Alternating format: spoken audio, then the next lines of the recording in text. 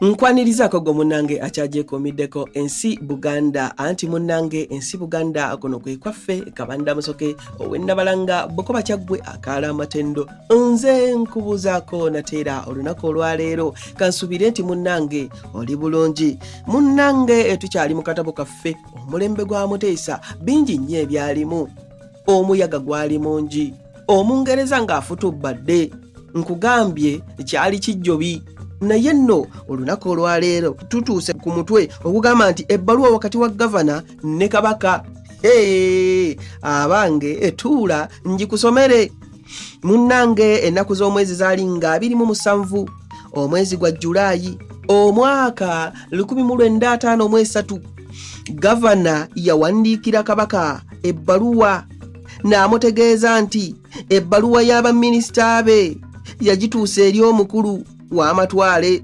yamulagira akakase Kabaka ne gavumenti ye nti gavumenti ya Queen tekyusanga ku bweyamu bwayo eri Buganda obwali bugamba nti okussibwawo kwa East African High Commission ne asembule yaakwo tekusaana okulowoozesa nti ekyo kitegeeza kuteekawo Federation ya East Africa.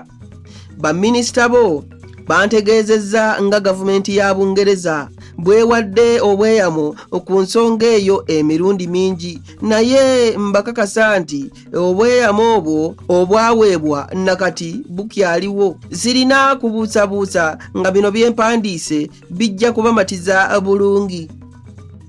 Eyo nno y'ebbaluwa omukulu gye yawandiikira Kabaka.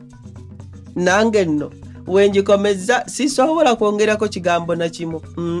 Munzikirize nzire nabalanga Bukoba Kyaggwe nkomewo mu kitundu ekirala nga nkuwaate ebirala nkuwe ebbaluwa kanaaluzaala. Ayi Katonda kumba Namulondo.